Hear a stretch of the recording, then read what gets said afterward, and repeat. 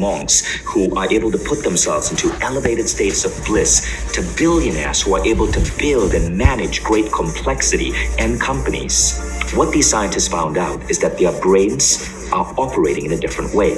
In short, you can map consciousness directly to the brain. You can see how different brainwave states, how different brainwave pulses radiate consciousness. And what these scientists were trying to see is if you could map the consciousness from one brain to another brain. In other words, if you could reverse engineer the brain of monks who have spent 20 years in meditation and put those same levels of bliss into an ordinary person in about a week. So I was one of the first guinea pigs in these laboratories. And I remember one particular day in 2017. There I was in the lab. Two neuroscientists were outside the dark chamber I was in, monitoring my brain waves. I was sitting in a chair, meditating, going really deep, accessing what you would call the alpha and theta levels of mind. And all of a sudden, I started feeling as if someone was shaking my chair. I couldn't understand what was going on. It literally felt that someone had grabbed my chair and was shaking it violently. You know, like you're on a bus and you're going on a bumpy road. But then it occurred to me, no one else was in that chamber. It was only me. What I was having was a Kriya experience. A Kriya experience is often described in spiritual texts. It's a mystical experience where you feel energy going through your body. Nobody truly understands what causes a Kriya experience or how it emerges. Philosophers like Paramahansa Yogananda have been writing about it for close to 80 years in books such as Autobiography of a Yogi. Now, what I was having was a Kriya experience, but it didn't stop there. All of a sudden, I felt as if I was talking to an entity.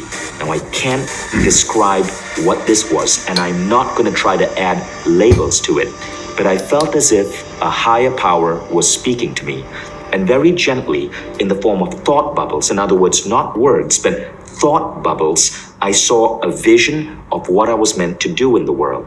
And that vision started downloading in my mind really rapidly. Again, no words, impulse, ideas, thought bubbles. What would be said in maybe a 10-minute dialogue was downloaded in 10 seconds. And as this was happening, I saw that there was a greater job this higher self needed me to do in the world. But I felt confused. These were some pretty big visions. How would I ever accomplish them? And that's when, as soon as I had that thought, how would I possibly accomplish all these things? Another thought bubble entered my mind. And this thought bubble was a technique.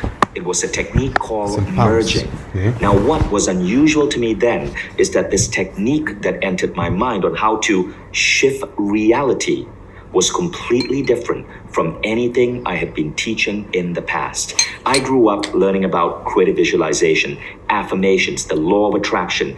This technique that was implanted in me suggested that all of those other techniques were relatively basic and less sophisticated, and that there are more heightened advanced techniques that one could be using. I label this technique merging because it's literally about merging with the consciousness of that which you want to create. And since 2017, I've started using this technique in my life.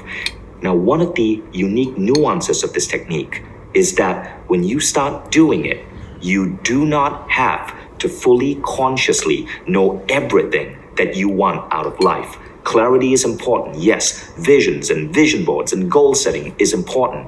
But often there's an impulse from the soul of who you need to be and what you need to do.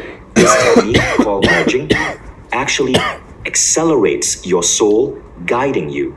And so things happen on autopilot. I got the first big glimpse of this 3.5 weeks after I emerged from the chamber.